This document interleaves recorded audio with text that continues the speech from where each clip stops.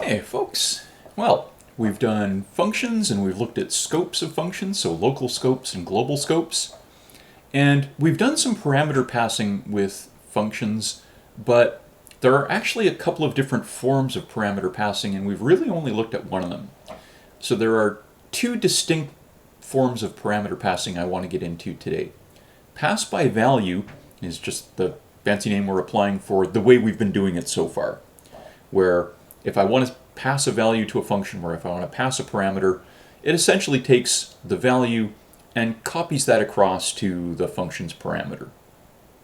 Today we'll introduce a new form of parameter passing called pass by reference, and we'll go through what it involves, what the syntax is, and where we might actually want to use this kind of a thing. So, our usual parameter passing mechanism, pass by value. Essentially, it just looks at whatever it is you're passing, copies that value across to the parameter, and then the function can go do whatever it wants to do with that copy of the value. So, in this case, this particular little blurb here, we've got a function called displayVal that takes a double as a parameter, and all it does is print it out. It says result is and whatever the value is, and end of line. And so just a few examples here, right? Our main routine calling it, we call it once with variable x, and so in this case, x is 100. So when I call displayVal on x, this goes off and says, okay, what is x? X is 100. So it copies 100 over to that val parameter, and then the function runs and uses it. Maybe we call displayVal again, and this time pass it variable y. So this time it looks at it and says, okay, well, what's y? Y is 4.5. So it copies 4.5 to val, and the function runs and uses the 4.5. Then we call it again, and this time we pass it an expression and say, okay, well, call displayVal and pass it, the product of x and y plus 10. So again, it goes off and figures out, well, what does this work out to? X times y is, ignore the comment there, because I think in the comment I was thinking I was doing an x plus y. So this does an x times y, so we're looking at 450 plus 10, so it's going to pass, so it's going to work that out to 460. And so it's going to copy that 460 into val. And again, this is going to run and say result is 460. But each time it's going through and figuring out what the value works out to and copying it across. So this is called pass by value because it's essentially taking the value and copying that value across.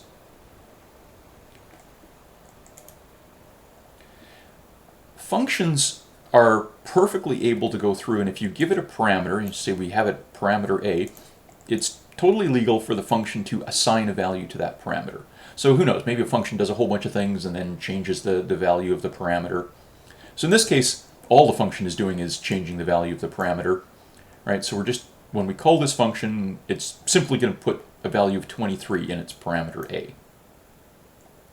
So let's say we try calling the function, we create a variable x, we call this change function, we pass it x, so it looks at x, that's 10, so it copies the value 10 into a, and then inside the function it changes a from 10 to 23. But again, a is just a copy of whatever value we had here. So it's changing the copy, but nothing happens to the main routine's x, right? X is still just 10 because all we did was pass you a copy. You didn't get to see x, you didn't get to access x. We just essentially told you what x's value was. So, pass by values, you're just sending copies. If the function does happen to do something to its parameter, it's only doing something to the copy. Now, sometimes we would like a function to actually be able to change the contents of whatever we're passing to it. Maybe I actually genuinely wanted the function to be able to change the value of x. At the moment, with pass by value, we can't do that. But there's an option to add extra syntax that essentially tells the compiler, I want the function to be able, I want to be able to pass a variable and have the function change it, have the function fill in some kind of a value for it. And this is where pass by reference comes in. So with pass by reference, we add extra syntax in the profile for the function. We add extra syntax in the declaration of the parameter itself, where we throw in that ampersand before the parameter name. And this tells the compiler, I want the function to actually, if somebody passes a variable to A, or for A, then I want the function to actually be able to change that variable. So in this case, if we're saying the function changes A, sets a value of 23 in A, we're saying whatever variable they pass, set that variable to 23. So now if I call change A and I pass it X this time, it's actually going to wind up going through and saying, okay, here's X, do what you want to it. Now inside the function, we're still referring to it by whatever name the parameter is using, or it's whatever name we've given the parameter, but it really is changing that variable X to 23. So let's again play with that a little bit.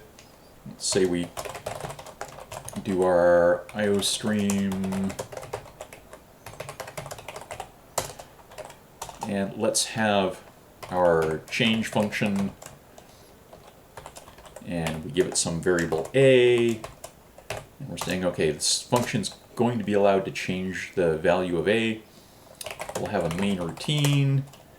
Let's have a couple of variables, X will start off at 1, and Y will start off at 2, and we'll call change A on X. So this should, in theory, go off and say, okay, fine, go do something to X, and we'll call change A on Y. And this time it's going to say, okay, we'll go off and, oops, maybe I should spell correctly, change A on Y, and this time it should go off and change the value of Y, and then we'll say X is, and we'll see if it actually did change X. And then we'll do the same thing for Y. And we should write our change function.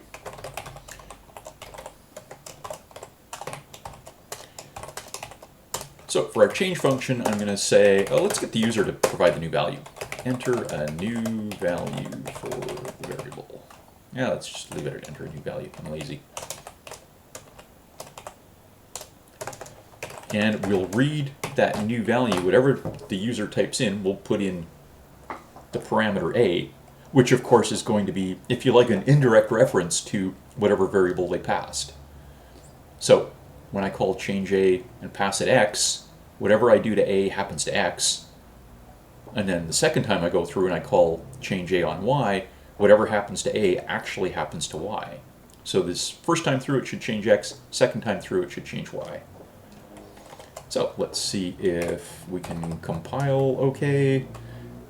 So we want to compile by ref. I'm going to turn on my warnings. I'm going to store it in, by ref. And we'll try running the beastie, and it should ask me for the new value. The first time it'll be for X, the second time it'll be for Y. Enter a new value, so we'll say, let's see if we can get 200 in X and 0.1 in Y. And did I make those ints? I did make those ints. Okay, well, how about instead of a 0.1 for Y, we try running that again and try 42 for Y. There we go. Okay. So again, with pass by reference, it actually allows the functions to alter the values of the parameters or of the variables that were passed to it. Now, there are some restrictions. If you're going to call a function that uses pass by reference, then the data types that you pass and the data types for the parameters have to match. So if I'm saying A is a pass by reference float, then I've got to pass a float to it, and it's got to be a variable. Right? If I try and pass an integer variable here, it's going to yell at me, just because we're trying to pass we're giving it an integer variable when we said we were expecting to alter a float variable. Similarly, if I pass it an expression, I pass it 10 times x. Here that would mean I'm trying to store a value into an expression 10 times x, which makes no sense. So again, you've got to pass, for pass by reference, you've got to pass a variable of the same type as it expects. Just a heads up there. And in terms of where we're likely to use this, again, anytime you've got a function that's going to be filling in data values for you, pass by reference is a possibility. With our return values, we can get a function to return a value, but it's only possible to return one value from a function. Right? You can't get return to send back multiple values. You can't have multiple returns in the function to send back multiple values. All you can send back from a function by return is one single value. So if we have a scenario where we want a function to give us multiple values, to get multiple values for us, we can't just use return. Maybe we can use return for one of them, but we've still got the other values that we have to get back somehow. So the way we do it is using pass by reference and essentially tell the function, okay, here's the variables to fill in, and go off and fill them in for me. So here we've got an example where, let's say I've got a program that's doing something with points on a plane. So I'm going to say, okay, I want to get the x and the y coordinates for a point. And maybe I have to do this a whole bunch of times. Maybe I've got some shape and I want to get the coordinates for each of the points that define that shape. So I could have one function that gets me the x value and one function that gets me the y value through return statements, and call those two functions for each of the points that I want to get. Or I could say, well, maybe it makes sense to just say, please get me the coordinates, get me x and y for this particular point. So I'm going to use a getCoordinates function, and I'm going to pass it the variable for the x coordinate and the variable for the y coordinate, and I'm going to make those pass by reference. So inside the function, it's going to, in this case, get the values from the user, say, please enter the x and the y coordinates. It's going to read one of them into x and one of them into y.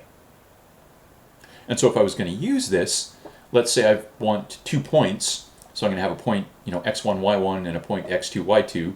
So I'll create variables for those, and I'll call getCoordinates once with the first xy pair, and call it a second time with the second xy pair.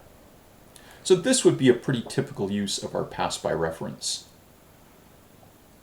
All right, so again, pass by reference allows us to have a function fill in values for us.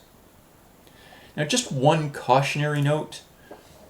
Again, pass by reference means you're giving the function the ability to change the value of a variable. If a function doesn't need to change the value of a variable, then you shouldn't make it pass by reference. Right? So don't just automatically use pass by reference for everything. Only use pass by reference when you genuinely want the function to be able to alter the value of the variable. And again, this comes back to maintainability in the big picture. Is we don't want functions to be able to accidentally trash the value of a variable. If they don't need to set the value of the variable for us, if they don't need to change the value of the variable for us, don't make it pass by reference. All right, I think that is a good place to leave that one for now. Pass by reference is going to come up in a lot of the different examples that we play with, so we'll see how we go for the rest of the term here.